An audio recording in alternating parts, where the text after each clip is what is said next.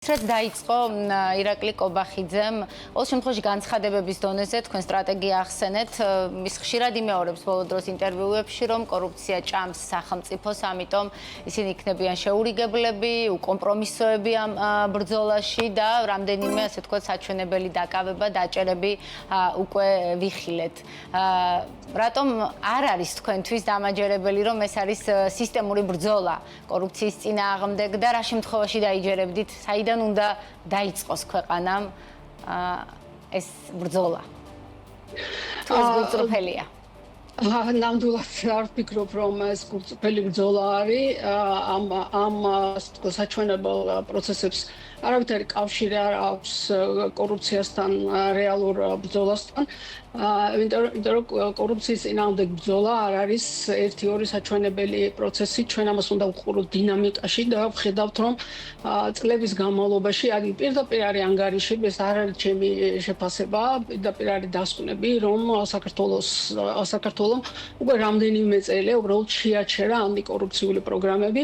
ამ თვალსაზრისით ძალიან მნიშვნელოვანი ფაქტი მოხდა 2023 წელს, როდესაც საქართველოს უთვათ ყოველგვარი ესე ვთქვათ განსაკუთრებული ჩემი აზრით წინაპირობების გარეშე განაცხადა, რომ ის გამოვიდა ეკონომიკური თანამშრომლობის და განვითარების ორგანიზაციის ანტიკორუფციული ქსელიდან.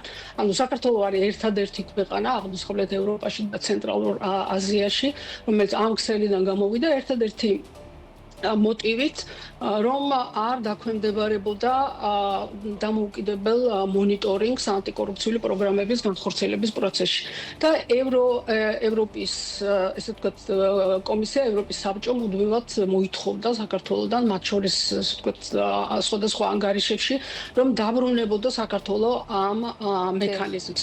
სანამ გამოვიდოდა საქართველოს ამ მექანიზმიდან, ბოლო ანგარიში, რომელიც დაიდო მეხუთე თუ არ ვცდები, მეხუთე შეფასების ანგარიში იყო, მანამდე ბლოკავდა კიდევაც იმ ანგარიშის გამოქვეყნებას და ეს ყველაფერი ხდება მოსახლეობისთვის რომ გასაგები იყოს, თითქოს ჩვენი დამოუკიდებლობის და სუვერენიტეტის დაცვის საფარქვეში, რომელსაც არავითარი კავშირი ამ ყველაფერთან არ აქვს. ჩვენ ნელ-ნელა გავხდით ის, ასე ვთქვათ, სახელმწიფო, რომელიც მთლიანად ჩამოშორდა ანტიკორუფციული სამოქმედო გეგმების თუ ანტიკორუფციული პროგრამების განხორციელების გზას. საუბრობთ, ვახსენე 2021 წელი, ეს არ იყო, ესე ვთქვათ, ეს გუშინ არ მომხდარა, ანუ ეს დეგრადირება ამ მექანიზმების უკვე დიდი ხნის განმავლობაში ხდება, რომელიც პირდაპირ მიუთითებს, რომ ეს შემთხვევითი არ იყო.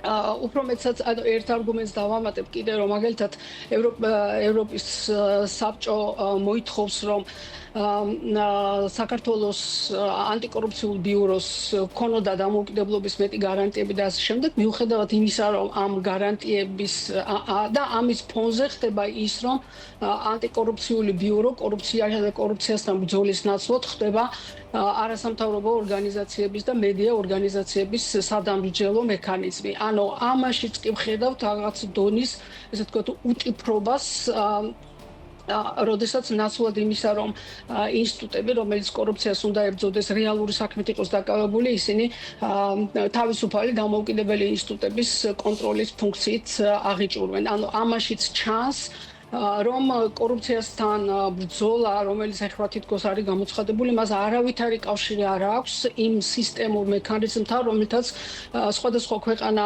ებრძვის კორუფციას. კორუფცია ნამდვილად არის კიბო, ანუ უფრო მეტი სარკომაა, რომელიც კლავს ჩვენი ქვეყნის ორგანიზმს და კლავს ის ყველა დონეზე, არა მხოლოდ სისტემურ, არა მხოლოდ ესე ვთქვათ ელიტურ კორუფცია, არამედ ყველა დონეზეა და ჩვენ წლების განმავლობაში ვისმენთ სხვადასხვა სოფლებში გამგებლების დონეზე კორუფციაში მონაწილეობის ფაქტებს, ზოგჯერ ისეთი ციფრები ხვდება, რომ წარმოუდგენელია, რომ რეგიონულ დონეზე ამ მასშტაბის კორუფცია იყოს, მაგრამ ფაქტია და ეს ყველაფერი ხდება ხელისუფლების, ეგრეთ წოდებული ხელისუფლების, ანუ რეჟიმის ხელდასმით. წინააღმდეგ შემთხვევაში ეს უბრალოდ ვერ მოხდებოდა, ამიტომ ეს რეაქცია დღეს რასაც ხდება, არის მხოლოდ შიდა დაპირისპირების და შიდა კონტროლის მექანიზმი და არა კორუფციასთან რეალური ბრძოლა.